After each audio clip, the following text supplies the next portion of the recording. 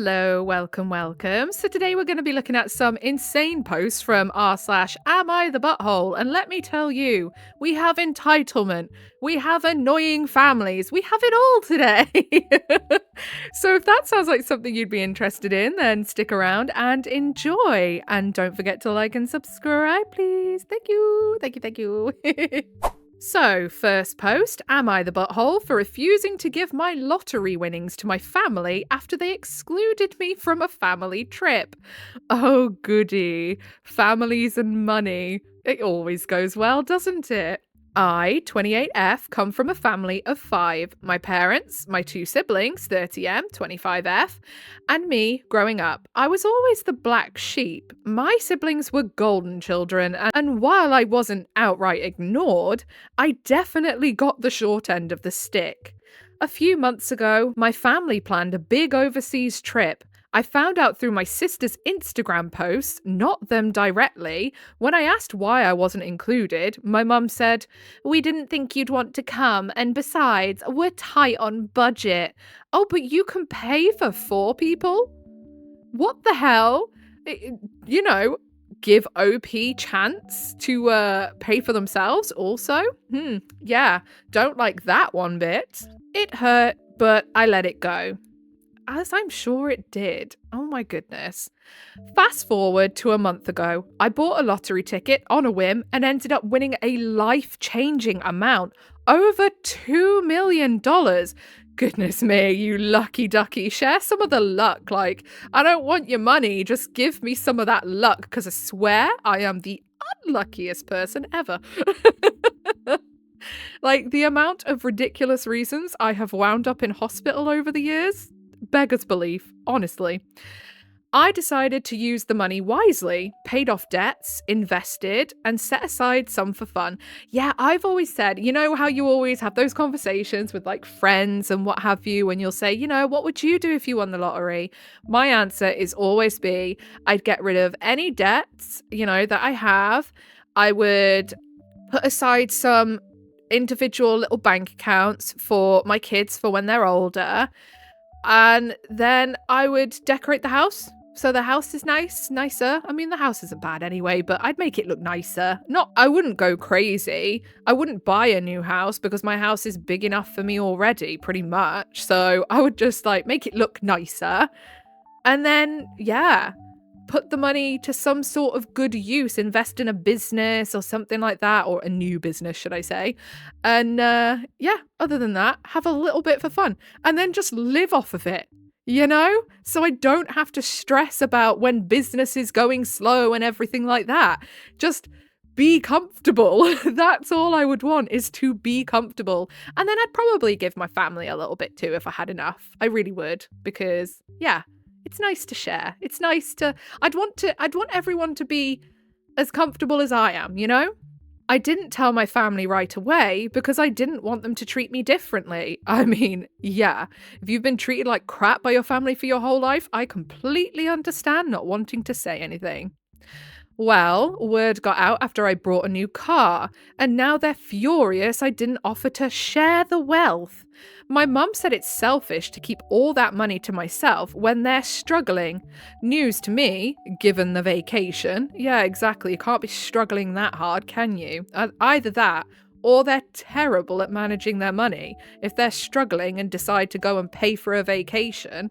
I'm sorry, you clearly can't be trusted with big amounts of money. Why would I give it to you?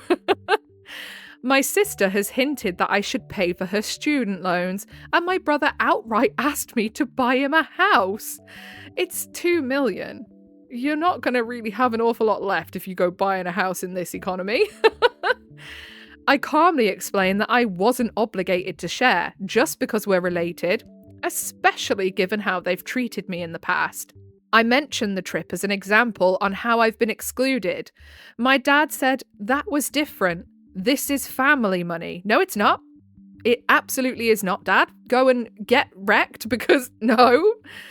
Now they're all calling me an ungrateful brat and saying I'm ruining the family dynamic. Am I the butthole for standing my ground and not giving them any money? Absolutely not. They deserve nothing. Nothing. I wouldn't give them a damn thing. I always have said, and I have always maintained, that family and blood relatives do not automatically deserve anything from you just for the fact that they're family or blood relatives.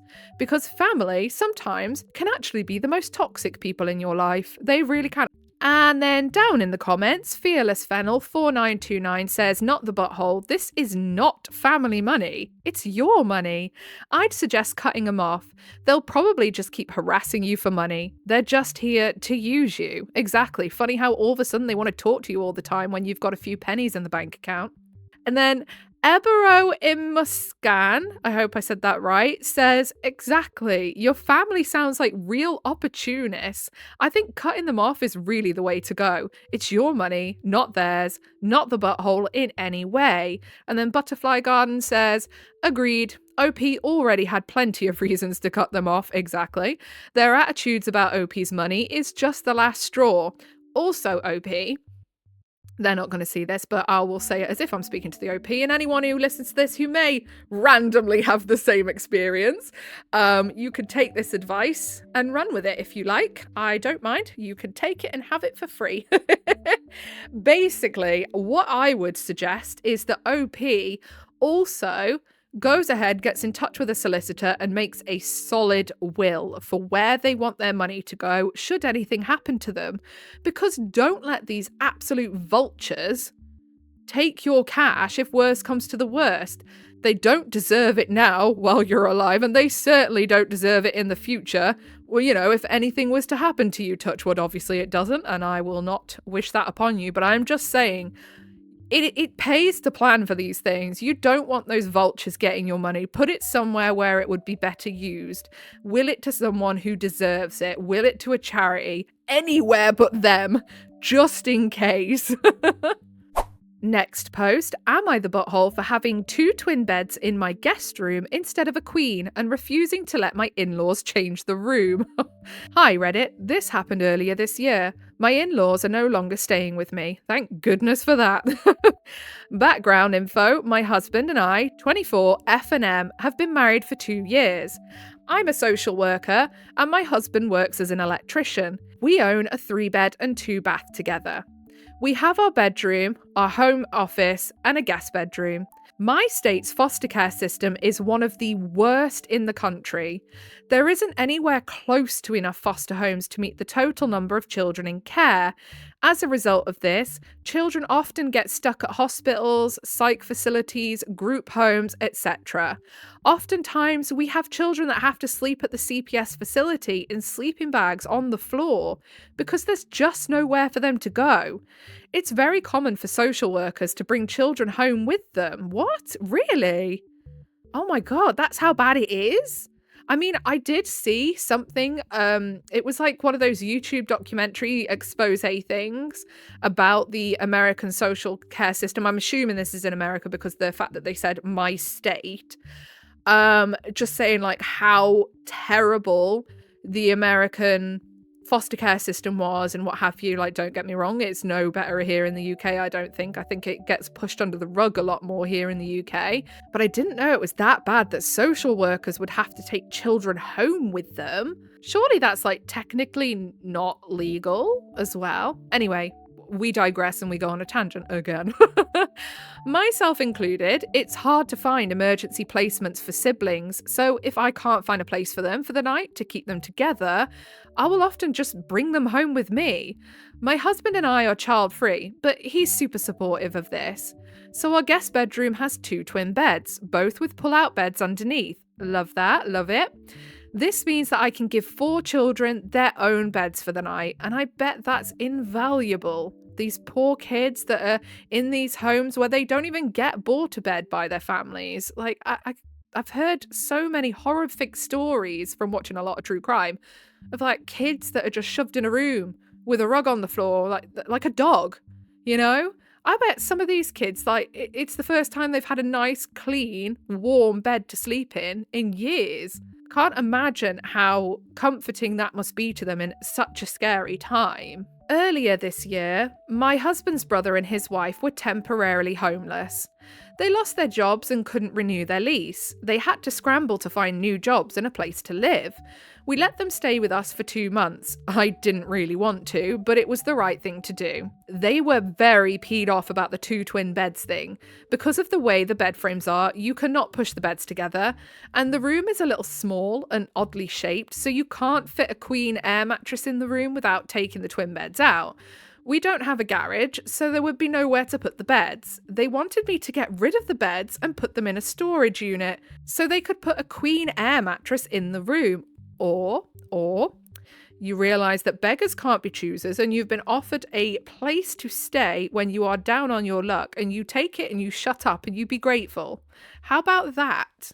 You don't need to sleep together in the exact same bed just whilst you get yourselves together. Like, I would understand if it was to come more of a longer standing thing, that you were there for like a year or a few years. Okay, yes, then, but no. People are so ungrateful. I refused because I didn't want to go through all that trouble when they shouldn't be staying for long anyways. Also, you don't want to encourage them to think that they can stay even longer if you didn't even want them there in the first place. Just saying. And I worked hard to get the room to look a way that I feel is welcoming to kids. I don't want to change it.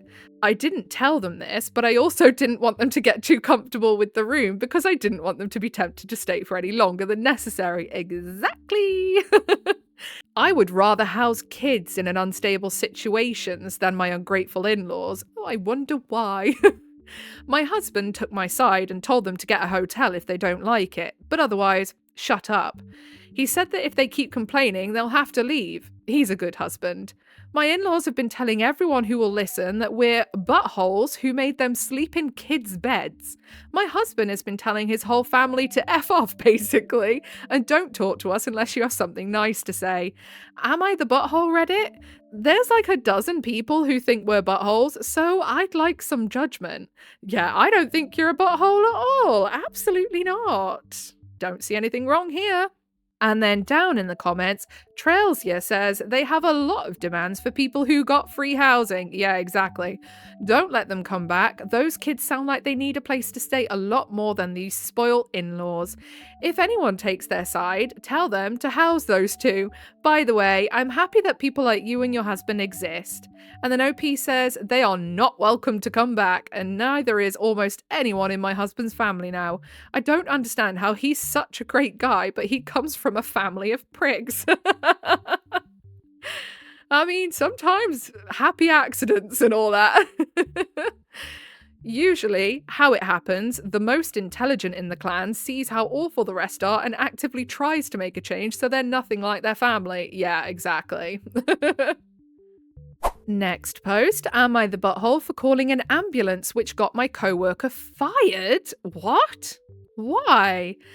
This got removed from Am I the Butthole, so posting here. So there's 2 separate Am I the Butthole subreddits. The one with more people in it, they have a lot of rules. So this one that I've come to, which I discovered the other day by pure accident, is one that has no rules on what people can post, which means all the biggest unhinged ones can be in there too, which is why I've gone over to that one instead. Anyway, I digress. I, 27F, was at a group work training for my job this past weekend. The company put a bunch of us up in a hotel and had us attend a day-long presentation about our goals for the next quarter.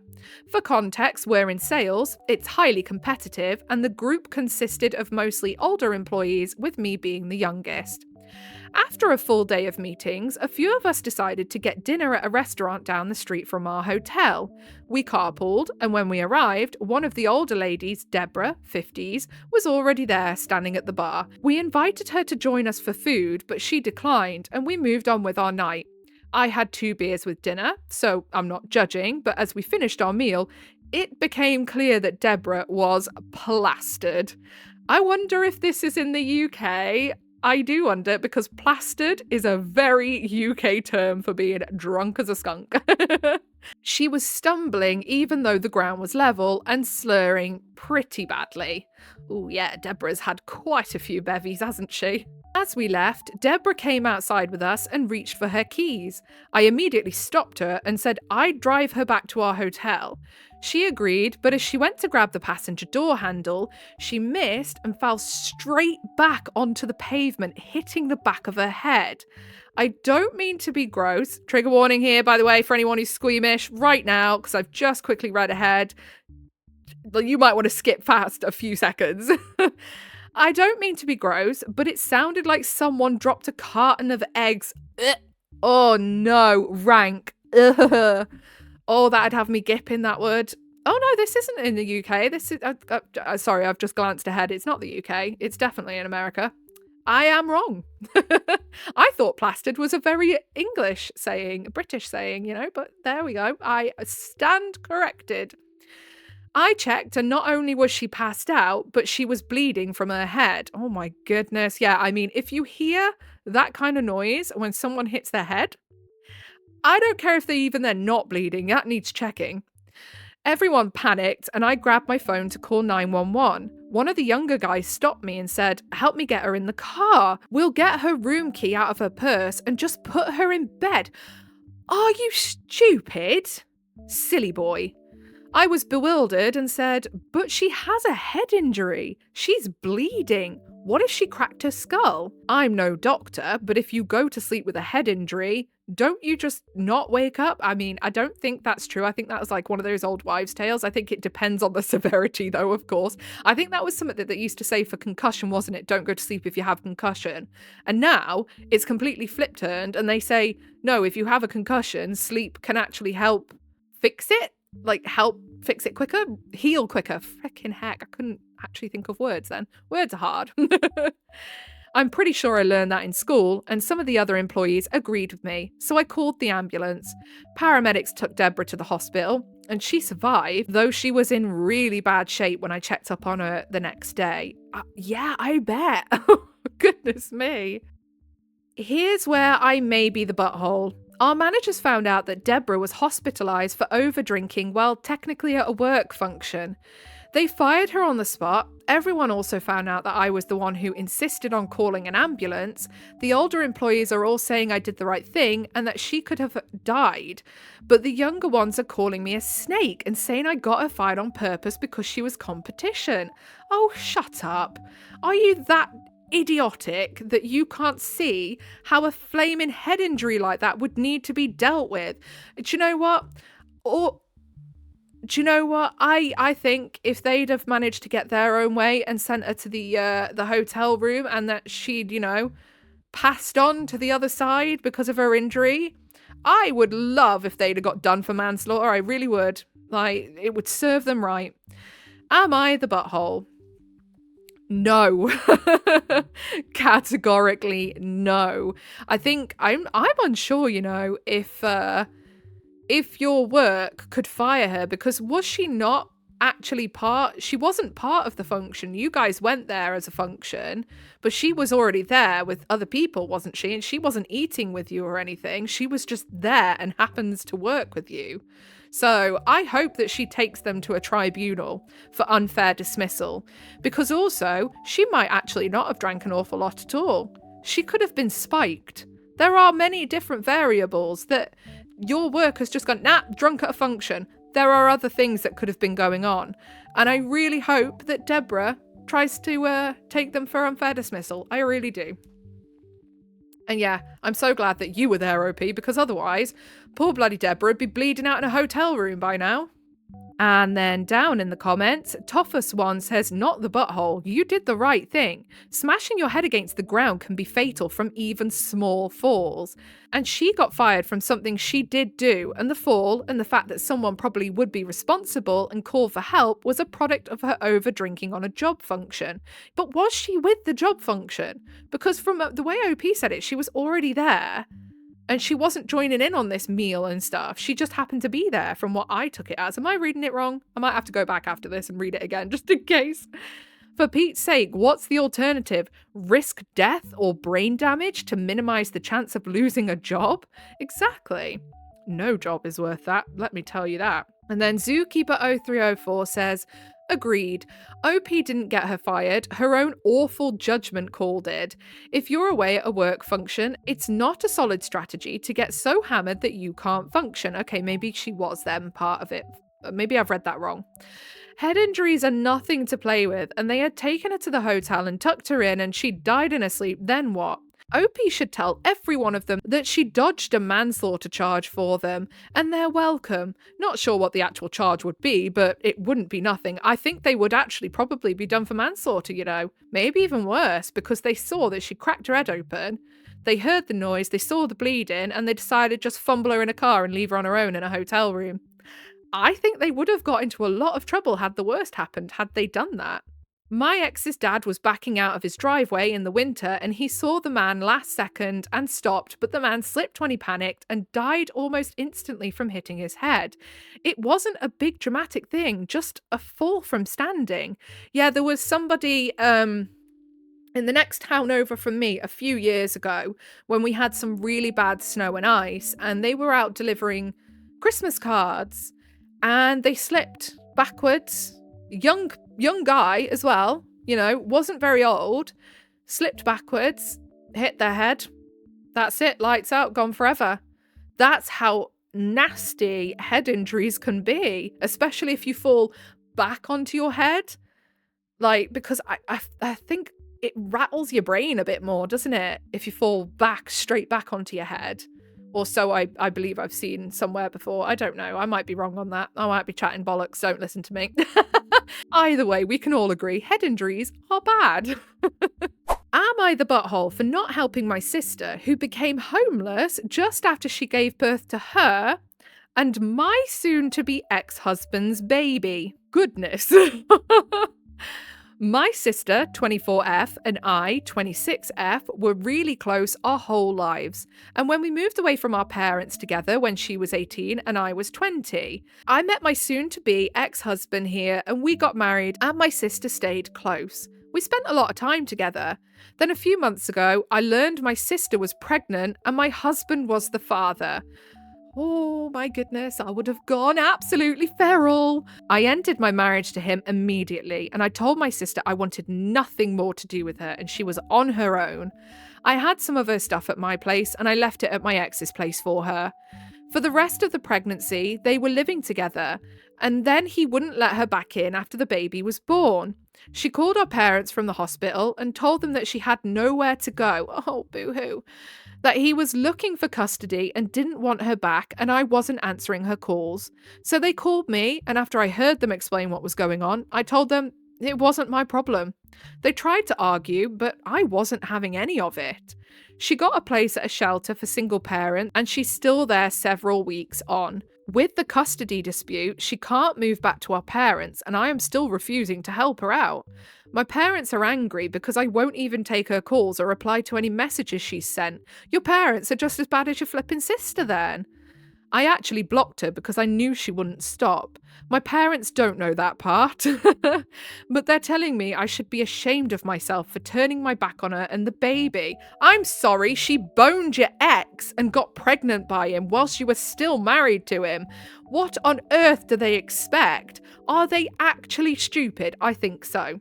I told my parents I owe her and the baby nothing. I told them it was just a shame she didn't choke on his D when they were sleeping together behind my back. Yeah, what a shame. My parents called me disgusting for leaving them homeless. What about her being disgusting for shagging her sister's husband? That I have room and could help. Am I the butthole? No, absolutely not. And I don't even need to explain why, do I? I think we all feel like it's very obvious why OP's not the butthole. My goodness. Imagine having that much audacity to go sleeping with your sister's husband, getting preggers by him, and then expecting your sister to pick up the pieces when he goes, "Oh, do you know what? I don't really like you and I don't want you anywhere near me." What the hell? And then down in the comments, one happy New Yorker says, okay, your sister can't stay with your parents. Why can't your parents pay for an apartment or have family help out? Why does it have to be you? Not the butthole. I have a feeling and a theory, that OP's parents have always favoured sister, and that's why sister thought that she could go and do what she did to OP in the first place. Not the butthole, that's one crazy bleeping sister. Not the butthole. Your parents don't want to deal with the situation, and yet they want you to take responsibility to help. And then Popular Anywhere 462 says, especially if the kid's father wants to take care of his kid full time, why drag OP into a custody battle of an irrelevant kid whose parents are not welcome into OP's life? And then JLeak9 says, give the child to the father if he is able to take care of it and the mother is not. Exactly. OP's sister has an option. It's not OP's fault. If OP's sister doesn't want to take the glorious obvious option, tough titties, my love. Am I the butthole because I won't delay having a hysterectomy after the birth of my baby so I can be a surrogate for my sister? What is with these absolutely nutjob families today? I, 28F, am having my third and final child with my husband, and I have a scheduled C-section and hysterectomy planned. My period started when I was young, 9, and I have suffered with them ever since. Oh my goodness, that is very young. They're extremely painful, heavy, and very long. I wasn't even sure if I could get pregnant with my issues, but I knew I wanted children, so I delayed even when the option was originally presented to me. It was worth it, but those extra years have been torture on my body. Oh, don't. I always say pregnancy ruined me. My chronic health issues, they were there beforehand. But my goodness, since having had 2 kids, my chronic health issues have been entirely worse. Like, I love my kids, but my goodness, they could have at least exited quietly and left the housing that they were in, in nice condition before they left. My sister, 31F, is struggling with infertility. She's had some fertility treatments, but nothing has worked for her yet. It was suggested to her on more than one occasion that she should consider a surrogate. She was very against it for so long. In another situation, one where I didn't have all the problems I have, I would have offered for her because we're so close. But I need to be done. I don't know if I'll honestly survive like I have been if I wait another couple of years or more so my sister can have kids. Yeah, absolutely. You've got to put yourself in your own family first. You've got your own kids to worry about. In December, my sister came right out and asked me not to have the hysterectomy yet and to be her surrogate so she can be a mother too. I told her I was so sorry, and if my body wasn't giving me the hell it is, I'd do it for her. But I couldn't delay it any longer. She got upset but told me it was fine and she understood. She'd get over it. I could tell it bothered her, but I didn't want to fight about it. Then Christmas came, and my brother-in-law got involved. Not your womb, not your business. Go away. Our whole family was together Christmas Day, and when everyone was busy, he asked to speak to me, and then he berated me for my selfishness.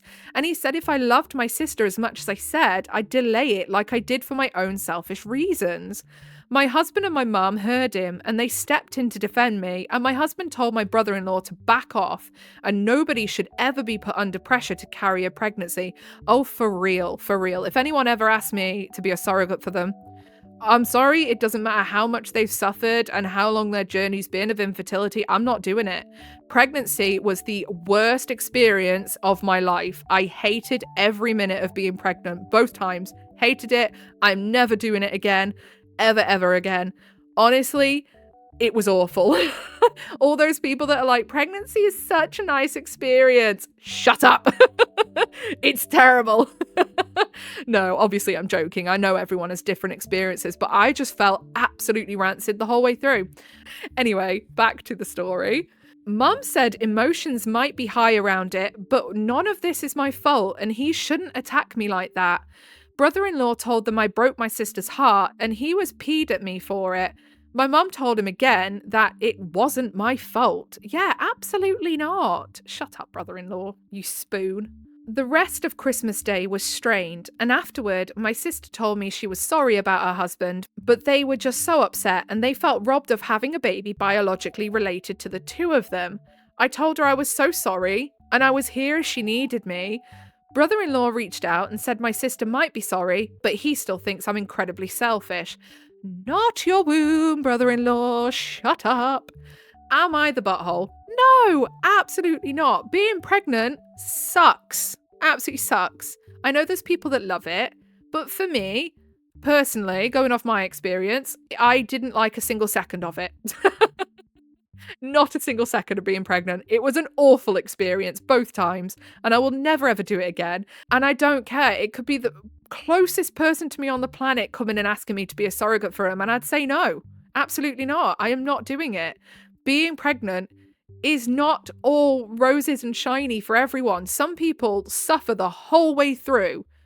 Why would you do that again if you are not able to again? OP says they don't think they could survive another few years with their womb still intact, which they would have to. OP needs to put their health first for their family and the sake of their children. It is horribly unfortunate for OP's sister that she can't have her own kids naturally. But there are so many options. Why is she not looking into anyone else in the family? You know, cousins, people like that. Ask other people. If someone says no, respect it because you have no right to their body parts. And then down in the comments, Clean Factor 9673 says, not the butthole. She's not entitled to your womb. It's terrible for her and her husband to pressure you. And then Foolish Pleasure 99 says, right, once again, brother-in-law attempts incredibly manipulative argument he doesn't realise works both ways.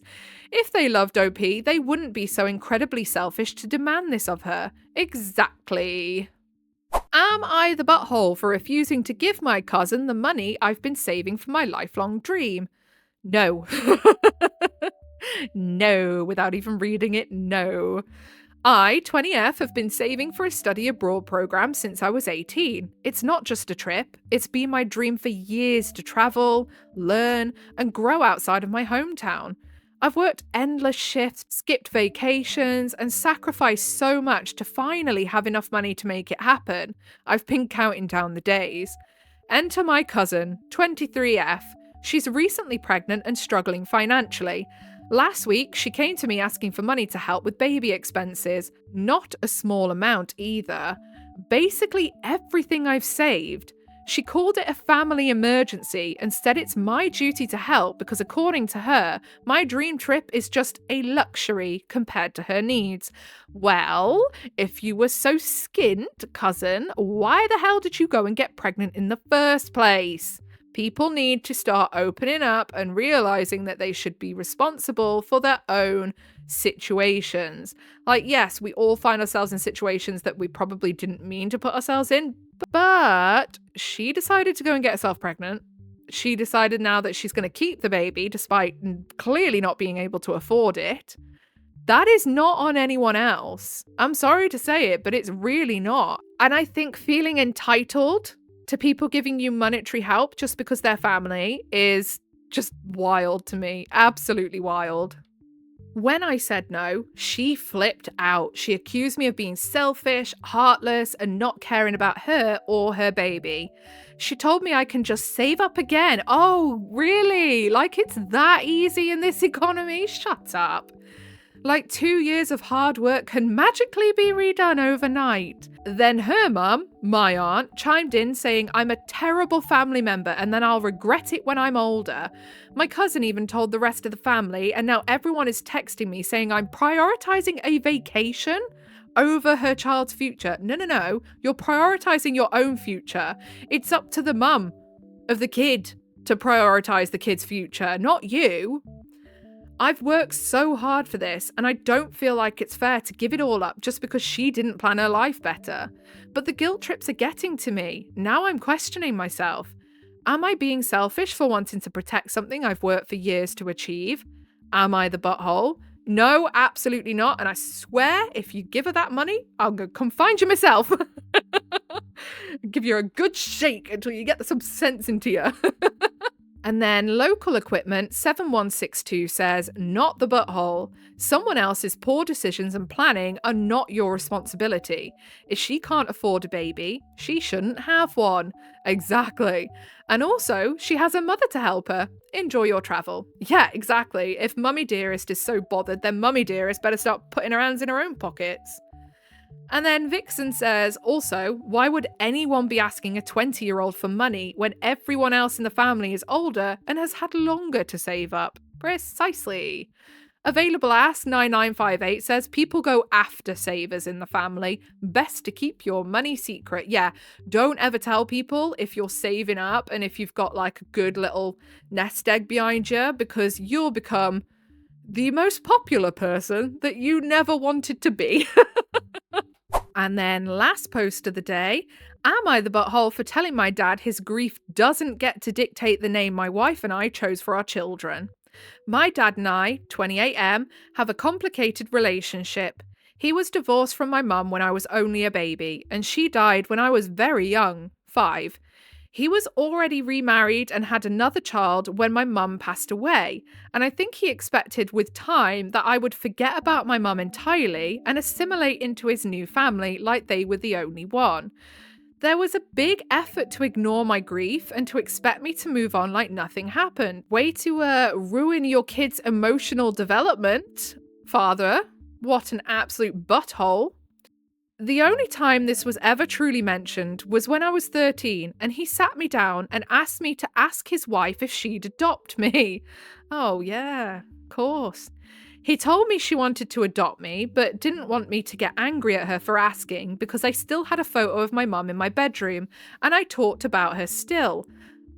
Were they expecting you to just, oh, mum's gone? All right then. Well, it was nice knowing her. What the hell? During that little talk, he made a point of saying his wife had raised me for far longer and had done everything a real mother should, so it was time for me to acknowledge her in that role and position in my life and make it official. My goodness. When I said no, he threw a little tantrum, stomping his foot and pouting before he left the room. Bellend. And he never mentioned it again, but that strain could be felt. His wife died 3.5 years ago. I was engaged to my wife at the time and we were planning our wedding. 6 months after her death, Dad asked how I could move forward with the wedding planning. I told him I still wanted to get married. He said he couldn't understand it and he thought the wedding would be delayed for years. I told him that wasn't happening. Yeah, Dad, you need to get your head out of your own boat hole. My goodness. He never said anything about it again, but I now know he held it all in. And now it has come to the surface again.